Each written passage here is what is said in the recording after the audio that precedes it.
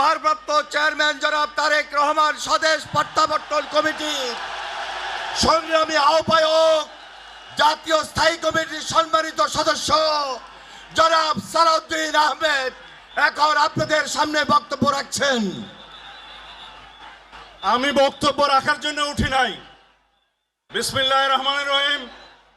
আলহামদুলিল্লাহ, আমাদের প্রিয় নেতা, আপনাদের নেতা, বাংলাদেশের গণমানুষের নেতা, গণতান্ত্রিক আন্দোলনের শীর্ষ নেতা, আমাদের আগামীর বাংলাদেশের দিক নির্দেশক, এদেশের গণতন্ত্রের রক্ষা কবচ, স্বাধীনতার সার্বভৌমত্বের রক্ষা কবচ, আমাদের প্রিয় নেতা, প্রাণ প্রিয় নেতা জনাব তারেক রহমান আপনাদের সামনে আপনাদেরকে ধন্যবাদ জানাবেন, জাতির প্রতি কৃতজ্ঞতা জানাবেন।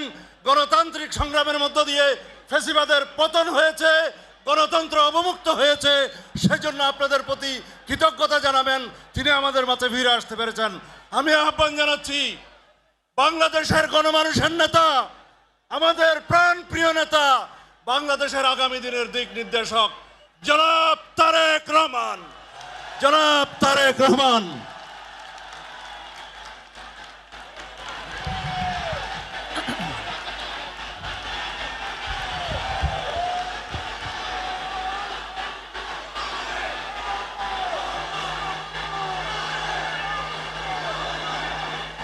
বিসমিল্লাহির রহমানির রহিম।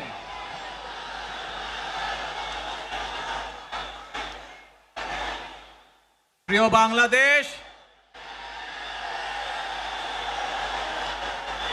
উপস্থিত প্রিয় মুরব্বীবর্গ, মঞ্চে উপস্থিত জাতীয় নেতৃবৃন্দ, আমার সামনে উপস্থিত প্রিয় ভাই ও বোনেরা এবং মিডিয়ার মাধ্যমে সমগ্র বাংলাদেশ থেকে যারা দেখছেন এই অনুষ্ঠান, প্রিয় ভাই বোনেরা, প্রিয় মা বোনেরা, আসসালামু আলাইকুম। প্রিয় ভাই বোনেরা, আজ প্রথমেই আমি রব্বুল আলামিনের দরবারে হাজারো লক্ষ কোটি শুকরিয়া জানাতে চাই। রব্বুল আলামিনের অশেষ রহমতে আজ আমি আমার প্রিয় মাতৃভূমিতে ফিরে আসতে পেরেছি আপনাদের দোয়ায়। আপনাদের মাঝে প্রিয় ভাই বোনেরা, আমাদের এই প্রিয় মাতৃভূমি 1971 সালে লাখো শহীদের রক্তের বিনিময়ে অর্জিত হয়েছিল। ঠিক একইভাবে 75-এ আবার 7ই নভেম্বর আধিপত্যবাদীদের হাত থেকে রক্ষার জন্য সেদিন সিপাহী জনতার বিপ্লবের মাধ্যমে আধিপত্যবাদের হাত থেকে দেশকে রক্ষা করা হয়েছিল। একইভাবে পরবর্তীতে 90-এ স্বৈরাচারের বিরুদ্ধে এদেশের জনগণ, এদেশের খেটে খাওয়া মানুষ তাদের গণতান্ত্রিক অধিকারকে ছিনিয়ে এনেছিল।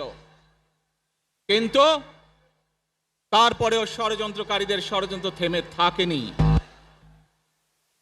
আমরা তারপর দেখেছি 2024 সালে, 71 সালে এই দেশের মানুষ যেমন স্বাধীনতা অর্জন করেছিল, 2024 সালে এদেশের ছাত্র জনতা সহ সর্বস্তরের মানুষ, কৃষক, শ্রমিক, গৃহবধূ, নারী, পুরুষ, মাদ্রাসার ছাত্র সহ দল মত নির্বিশেষে, শ্রেণী পেশা নির্বিশেষে সকল মানুষ সেদিন 2024 সালের 5ই আগস্ট এই দেশের স্বাধীনতা এবং সার্বভৌমত্বকে রক্ষা করেছিল।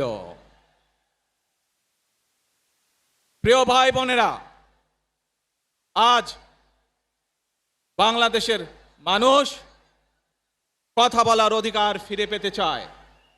তারা তাদের গণতান্ত্রিক অধিকার ফিরে পেতে চায়। বাংলাদেশের মানুষ চায় তারা তাদের যোগ্যতা অনুযায়ী ন্যায্য অধিকার পাবে। প্রিয় ভাই বোনেরা, আজ আমাদের সময় এসেছে সকলে মিলে দেশ গড়ার। এই দেশে যেমন পাহাড়ের মানুষ আছে, এই দেশে একইভাবে সমতলের মানুষ আছে। এই দেশে মুসলমান, বৌদ্ধ, খ্রিস্টান, হিন্দু সহ বিভিন্ন ধর্মের মানুষ বসবাস করে। আমরা চাই সকলে মিলে এমন একটি বাংলাদেশ গড়ে তুলব আমরা, যেই বাংলাদেশের স্বপ্ন একজন মা দেখেন, অর্থাৎ একটি নিরাপদ বাংলাদেশ আমরা গড়ে তুলতে চাই। যে বাংলাদেশে একজন নারী, একজন পুরুষ, একজন শিশু যেই হোক না কেন নিরাপদে ঘর থেকে বের হলে নিরাপদে ইনশাআল্লাহ ঘরে আবার ফিরে আসতে পারে। প্রিয় ভাই বোনেরা, এই দেশের জনসংখ্যার অর্ধেক নারী, 4 কোটিরও বেশি তরুণ প্রজন্মের সদস্য, 5 কোটির মতন শিশু,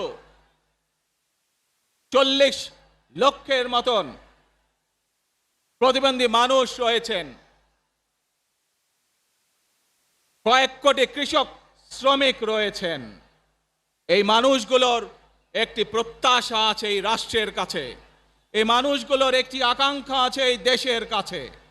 আজ আমরা সকলে যদি ঐক্যবদ্ধ হই, আজ আমরা যদি সকলে প্রতিজ্ঞাবদ্ধ হই, তাহলে আমরা এই লক্ষ কোটি মানুষের সেই প্রত্যাশাগুলো পূরণ করতে পারি ইনশাআল্লাহ। প্রিয় ভাই বোনেরা, 71 সালে আমাদের শহীদরা নিজের জীবন উৎসর্গ করেছিলেন এই রকম একটি বাংলাদেশ গঠনের জন্য। বিগত 15 বছর স্বৈরাচারের বিরুদ্ধে শত শত হাজারো গুম খুনের শিকার হয়েছে শুধু রাজনৈতিক দলের সদস্য নয়, নিরীহ মানুষের প্রতিবাদ করতে গিয়ে অত্যাচার নির্যাতনের শিকার হয়েছে, জীবন দিয়েছে। 2024 সাল মাত্র সেদিনের ঘটনা। কিভাবে আমরা দেখেছি আমাদের তরুণ প্রজন্মের সদস্যরা কিভাবে নিজের জীবন উৎসর্গ করেছে দেশের এই স্বাধীনতা এবং সার্বভৌমত্বকে রক্ষা করার জন্য। প্রিয় ভাই বোনেরা, কয়েকদিন আগে এই বাংলাদেশের 24 আন্দোলনের এক সাহসী প্রজন্মের এক সাহসী সদস্য ওসমান হাদিকে হত্যা করা হয়েছে। ওসমান হাদি শহীদ হয়েছে। প্রিয় ভাই বোনেরা, ওসমান হাদি চেয়েছিল এই দেশের মানুষের জন্য গণতন্ত্র প্রতিষ্ঠিত হোক, এই দেশের মানুষের গণতান্ত্রিক অধিকার প্রতিষ্ঠিত হোক, এই দেশের মানুষ তাদের গণতান্ত্রিক এবং অর্থনৈতিক অধিকার ফিরে পাক। আজ 24 আন্দোলনে যারা শহীদ হয়েছেন, ওসমান হাদি সহ 71 যারা শহীদ হয়েছেন, বিগত স্বৈরাচারের সময় বিভিন্নভাবে খুন গুমের শিকার হয়েছেন, এই মানুষগুলোর রক্তের ঋণ যদি শোধ করতে হয়, আসুন আমরা আমাদের সেই প্রত্যাশিত বাংলাদেশ গড়ে তুলব, যেখানে আমরা সকলে মিলে কাজ করব, যেখানে আমরা সকলে মিলে আমাদের প্রত্যাশিত বাংলাদেশকে গড়ে তুলব। প্রিয় ভাই বোনেরা, বিভিন্ন আধিপত্যবাদ শক্তির গুপ্তচরেরা বিভিন্নভাবে ষড়যন্ত্রে এখন লিপ্ত রয়েছে। আমাদেরকে ধৈর্যশীল হতে হবে, আমাদেরকে ধৈর্য ধারণ করতে হবে। বিশেষ করে তরুণ প্রজন্মের যে সদস্যরা আছেন, আপনারাই আগামী দিন দেশকে নেতৃত্ব দিবেন, দেশকে গড়ে তুলবেন।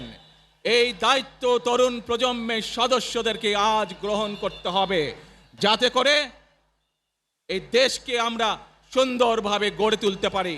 শক্ত ভিত্তির উপরে গণতান্ত্রিক ভিত্তি, শক্তিশালী অর্থনৈতিক ভিত্তির উপরে যাতে এই দেশকে আমরা গড়ে তুলতে পারি। প্রিয় ভাই বোনেরা, আমার সাথে আজকে মঞ্চে এখানে বহু জাতীয় নেতৃবৃন্দ বসে আছেন। আসুন আজকে আমরা দুহাত তুলে আল্লাহর দরবারে দোয়া করে আল্লাহর রহমত আমরা চাই। যে সকল জাতীয় নেতৃবৃন্দ এই মঞ্চে আছেন, মঞ্চের বাইরে যে সকল জাতীয় আরো নেতৃবৃন্দ আছেন, আমরা সকলে মিলে এই দেশকে নেতৃত্ব দিয়ে আমাদের বাংলাদেশের জনগণের প্রত্যাশিত সেই বাংলাদেশকে আমরা গড়ে তুলতে চাই। আমাদেরকে যে কোনো মূল্যে আমাদেরকে এই দেশের শান্তি শৃঙ্খলা রক্ষা করতে হবে। যে কোনো উস্কানির মুখে আমাদেরকে ধীর শান্ত থাকতে হবে। প্রিয় ভাই বোনেরা, আমরা দেশের শান্তি চাই, আমরা দেশের শান্তি চাই, আমরা দেশের শান্তি চাই। প্রিয় ভাই বোনেরা, মার্টিন লুথার কিং নাম শুনেছেন না আপনারা? নাম শুনেছেন তো আপনারা? মার্টিন লুথার কিং, তার একটি বিখ্যাত ডায়লগ আছে, আই হ্যাভ এ ড্রিম। আজ এই বাংলাদেশের মাটিতে দাঁড়িয়ে আপনাদের সকলের সামনে আমি বলতে চাই, বাংলাদেশ জাতীয়তাবাদী দলের একজন সদস্য হিসাবে আপনাদের সামনে আমি বলতে চাই, I have a plan for the people of my country, for my country.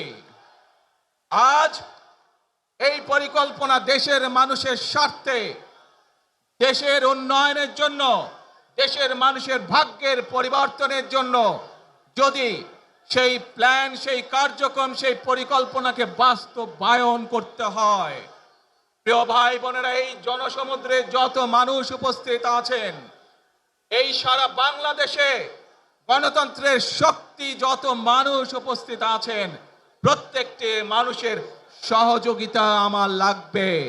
প্রত্যেকটি মানুষের সহযোগিতা আমাদের লাগবে।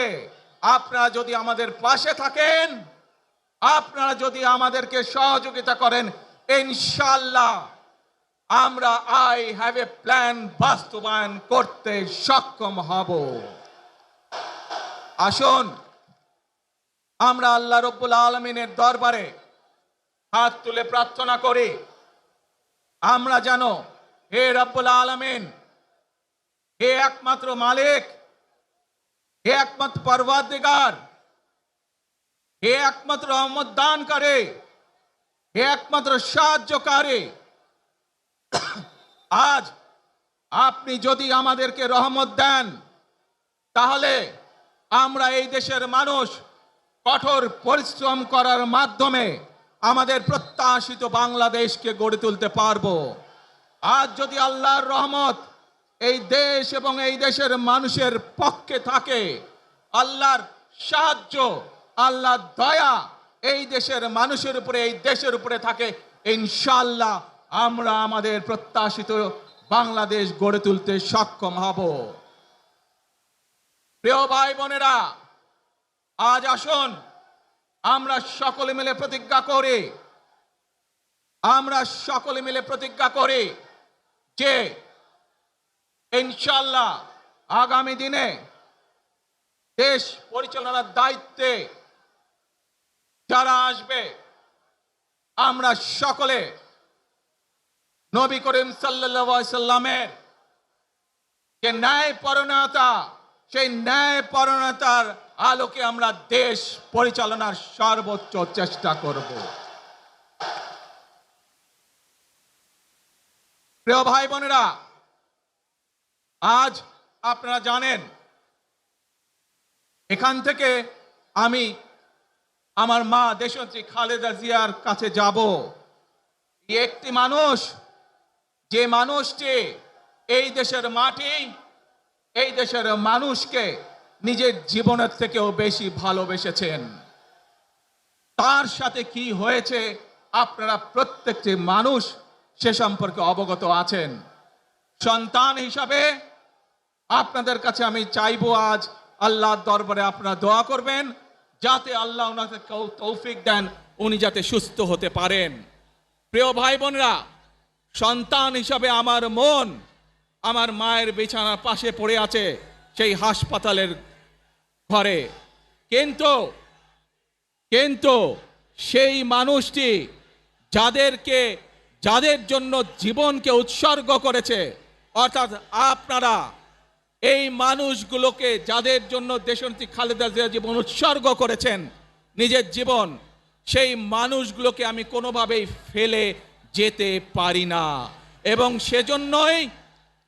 সেজন্যই আজ হাসপাতালে যাবার আগে আপনাদের প্রতি সহ টেলিভিশনগুলোর মাধ্যমে যারা সমগ্র বাংলাদেশে আমাকে দেখছেন, আপনাদের সকলের কাছে কৃতজ্ঞতা প্রকাশ করার জন্য আজ আমি এখানে দাঁড়িয়েছি আপনাদের সামনে।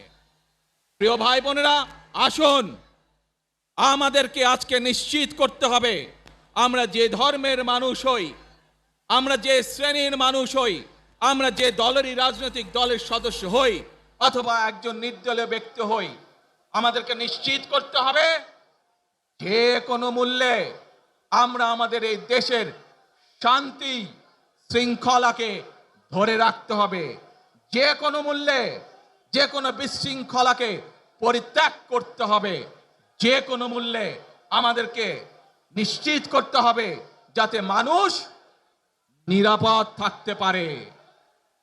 শিশু হোক, নারী হোক, পুরুষ হোক, যে কোনো বয়স, যে কোনো শ্রেণী, যে কোনো পেশা, যে কোনো ধর্মের মানুষ যেন নিরাপদ থাকে, এই হোক আমাদের চাওয়া আজকে। প্রিয় ভাই বোনেরা, আসুন প্রিয় ভাই বোনেরা, সবাই মিলে আজ আমরা প্রতিজ্ঞাবদ্ধ হই, সবাই মিলে করব কাজ। জোরে আরো, সবাই মিলে করব কাজ, কর্মমোদের বাংলাদেশ। ইনশাআল্লাহ আপনাদের সকলের কাছে দোয়া আছে, আবারও সকলকে যে কোনো মূল্যে দেশে শান্তি শৃঙ্খলা রক্ষার আহ্বান জানিয়ে যে কোনো বিশৃঙ্খলাকে পরিহার করে ধৈর্যের সাথে মোকাবেলা করার আহ্বান জানিয়ে আমার বক্তব্য শেষ করছি। আবারও আপনাদের কাছে কৃতজ্ঞতা প্রকাশ করছি আজকে আমাকে এইভাবে বরণ করে নেওয়ার জন্য। আল্লাহ হাফেজ। বাংলাদেশ জিন্দাবাদ, বাংলাদেশ জাতীয়তাবাদী দল জিন্দাবাদ। আসসালামু আলাইকুম।